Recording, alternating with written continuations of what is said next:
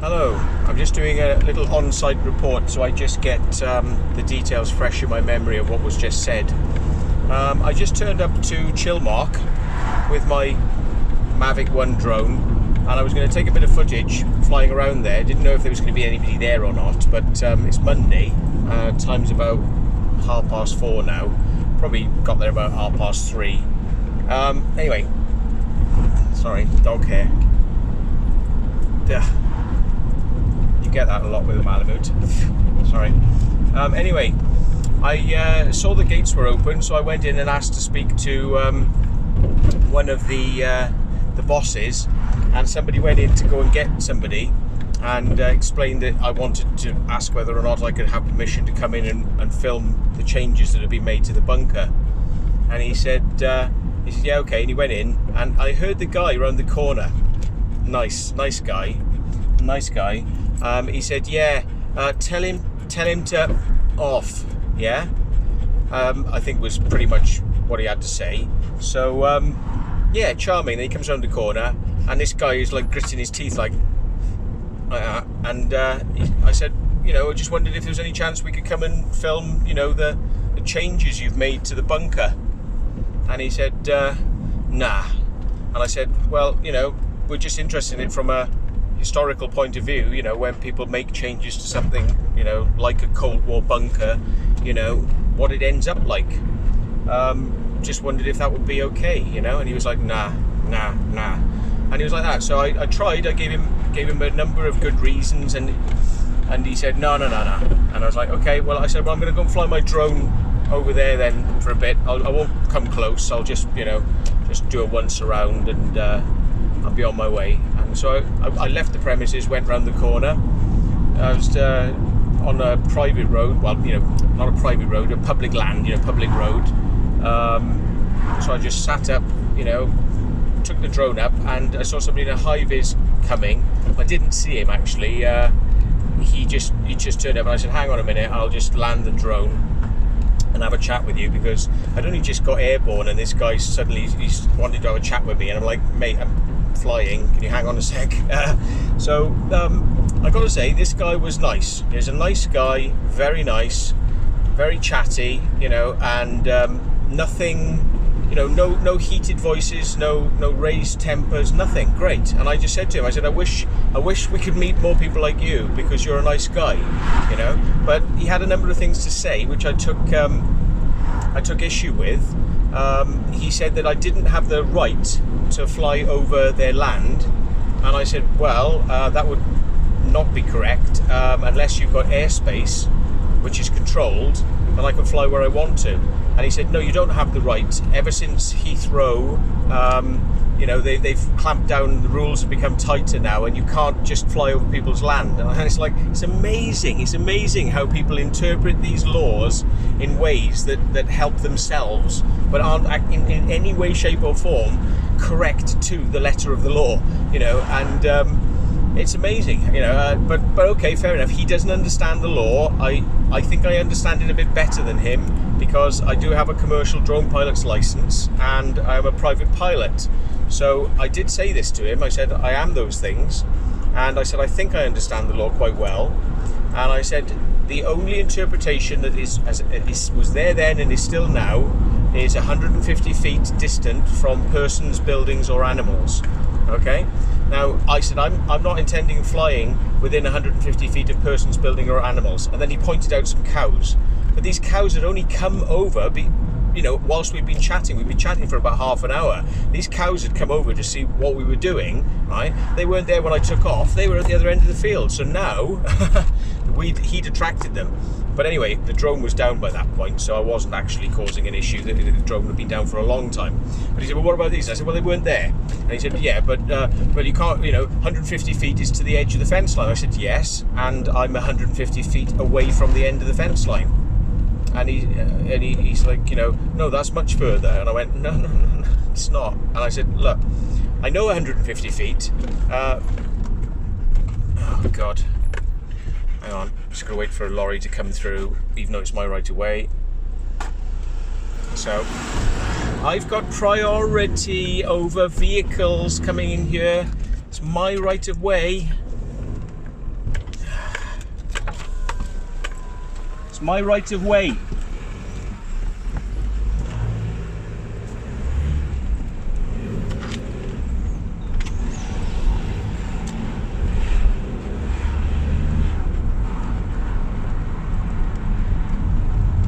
Bloody idiots. Sorry. Anyway, forget that.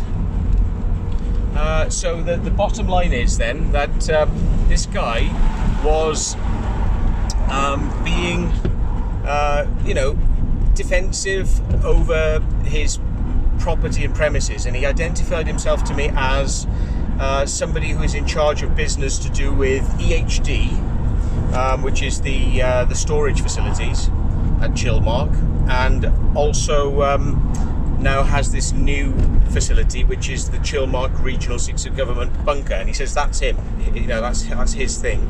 And I said, okay, but you know, you don't own the airspace. And he says, no, and you don't either. I said, exactly, so I can fly where I want to then, can't I? And he was like, no, you can't. And I said, but you just said to me that you don't own the airspace. And he said, yes. And I said, then I can fly there because you don't own the airspace. And he said, no, you know, you can't fly around our stuff. You can't fly around private property. I said, I'm keeping away from you 150 feet or more distant. So there's no issue. Anyway, I think this blew his mind a little bit. I think he kind of had like a bit of a meltdown over this. I mean, he's a lovely chap, but I think he's going to have to go away and read the rules about the drones and laws. Anyway, the other thing that was brought up was the elephant in the room, as I like to call them. The elephant in the room is that it is a public interest item.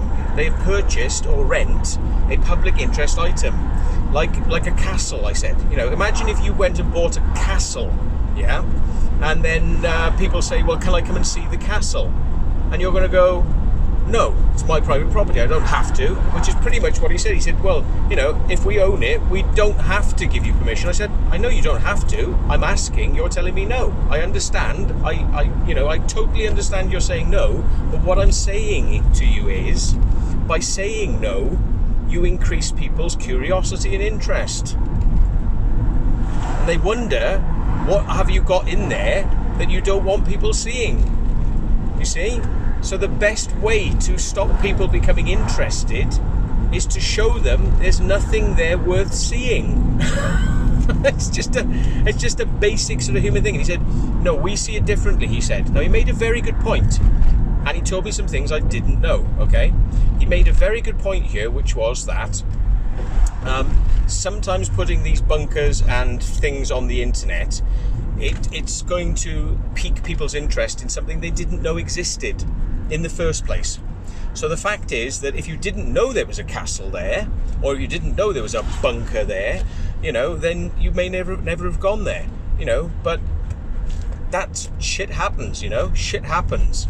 You know, you can't just roll the clock back. It wasn't my fault that somebody decided to put a cannabis grow room in there and it became a national news story.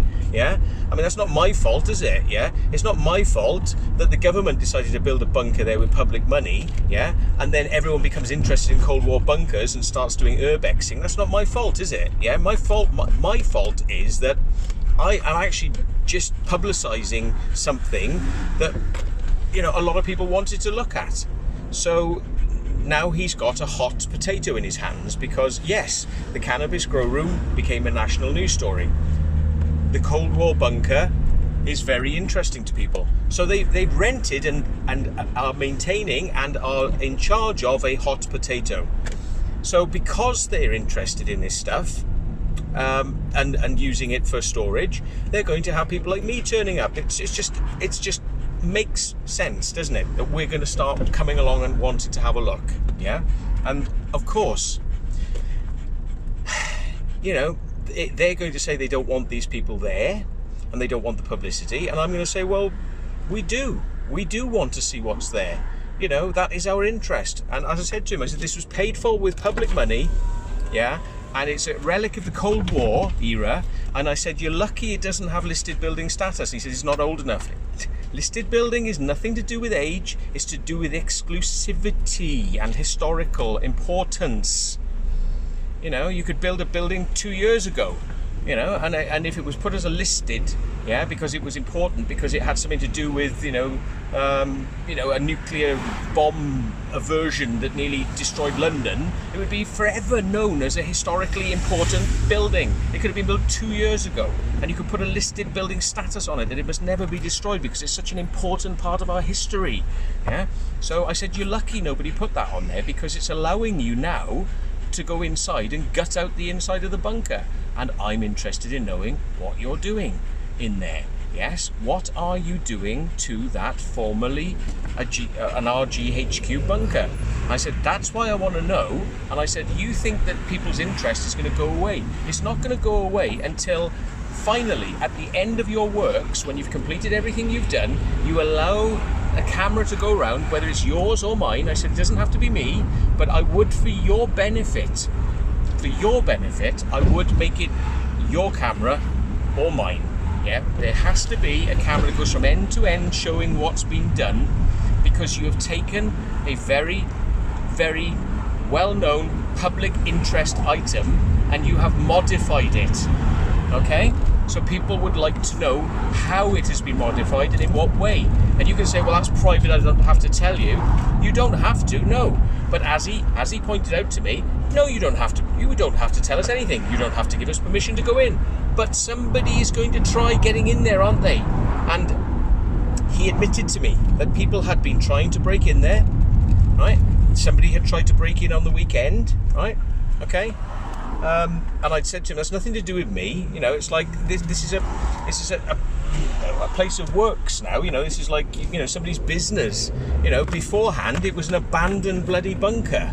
You know, this is apparently a grow room by all accounts. Yeah, it was an abandoned place with just rubbish strewn everywhere. I mean, you saw my videos. Come on. You're telling me that you know, like, somebody's not going to go and explore around that place in the state it was in?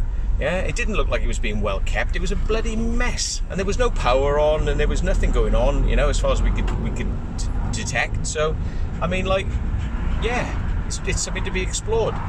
Now that it's changed, I agree. There's no reason for people to be there unless they've got business.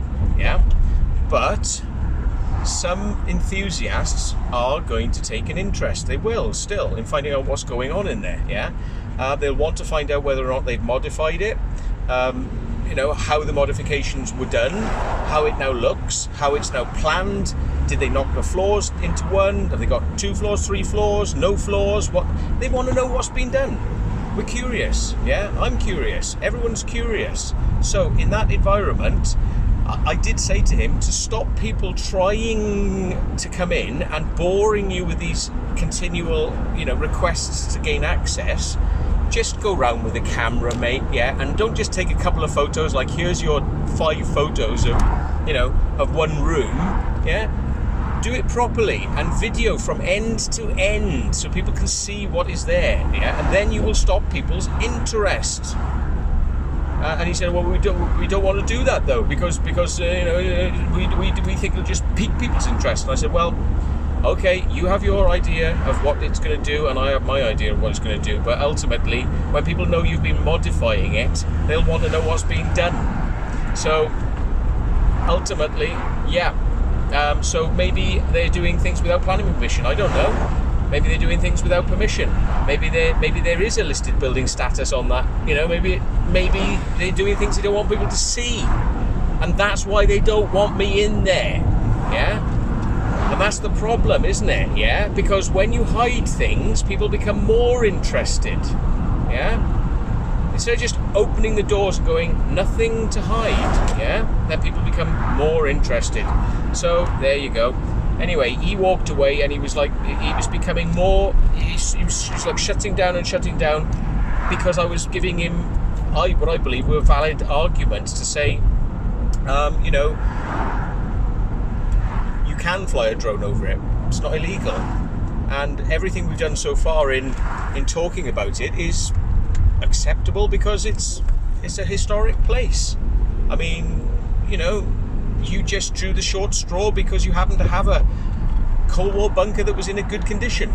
and it had been used for cannabis grow rooms. And when that news story hit, then you got you just drew the short straw. You have a short straw. You have the place that people are interested in now. So my best advice: do the decent thing. Do the decent thing. Film from end to end. Have you still got the generators in there? What have you done with all the vents and the pipe work and stuff? And how does it look now? That's what people want to know. Just how is it looking now? And it might stop people trying to get over the fence. It might stop people trying to break the locks off the door to go in and have a look. He did say to me, he said we had some bloke try to break in up at EHD, and we think it's in response to the videos you've stuck on the internet. Because prior to that we never had any problems, but since you did a video where you drove around the site in your car, we had somebody who was trying to break in, and he was arrested and has been successfully prosecuted. And I said, wow, I'm amazed. I had no idea. I had absolutely no idea anything like that had taken place. I said, well, yeah, I mean, it's wrong, isn't it? People shouldn't do that. But trying to, put the blame on me because I just made something more publicly known than they would have liked. Shit happens, It's a lot of people don't know a lot of things out there. That's what this channel's about. It's called A Secret Vault. It's about taking things that were in the dark and putting them in the light. Taking the secrets and the bullshit and exposing them. I don't want people to, lose money or lose sleep, over these things. He did tell me, he said it's not fair. He said it's not fair for a chap who's a security guard to get an alarm call at like 3 in the morning, and then he's got to get up out of bed and go over to look at some place because there's people climbed over the fence, and then he's got to go over there and he's got to do that, and then that's got to be an insurance claim. What? A frigging security guard has got to get up and do his job, and you're treating that as an insurance claim? What? Excuse me? And he says, and you've got to realise that the things you do are costing people money and wages and wages and money and employment. Well, do you want your site secured or not? Do you want it? So basically what this guy wants is he wants nobody to know about this bunker, right, and all the news about this bunker to disappear, right, about it ever being a cannabis grow room. He wants nobody to know it's there, right, even though it's massive, and they've cleared all the trees around it now, right? Yeah, they've cleared all the trees, so you can drive past it, you go, what the fuck is that? Yeah. But he wants it to just magically be erased out of people's minds now, so that nobody knows it's there, and he only has to have one tiny little alarm and one tiny little padlock on the gate, yeah, and it'll never get broken into then because nobody knows it's there. Be realistic, please, be realistic. Yeah, what is he trying to say? He wants to save money. He wants to save his money on security for a place that is storing high value items worth tens of thousands of pounds or millions of pounds, and he wants to try and secure it as cheaply as possible. Excuse me? It's like saying, yeah, I store all my gold bullion in my garden shed, it's just made out of wood. As long as nobody knows it's in there, it'll be fine. Yeah? That to me is a no. I don't understand that argument. But again, like, I'm being sarcastic, I know. This is my nature, but I did try, to kind of really calmly. I listened to the chap. I mean, I wish I'd recorded myself doing it, but I listened to the chap. I let him say what he had to say. I didn't cut him off, and I just gave him my interpretation of the law. And my interpretation is that it's not trespass. He said, he said, you're breaking the law by coming on our site. I said, I drove in and asked to speak to a boss. I haven't been told not to drive in and ask to speak to a boss. I've never been told that. I mean, and that to me is a normal activity that any human being would do, is to ask permission. Yeah, so I said, well, I don't understand. He goes, yeah, but you've come on our site in the past. I said, yeah, but that's the past. I'm talking about today now. He says, you're trespassing. And I said, I'm not freaking trespassing. Excuse my language, I don't want to be quiet because I've got people around now, so I don't want them hearing out the window. Anyway, so he He said, no, you're trespassing. It's illegal what you're doing. I said, it's not. Publicising that something is there is not illegal, right?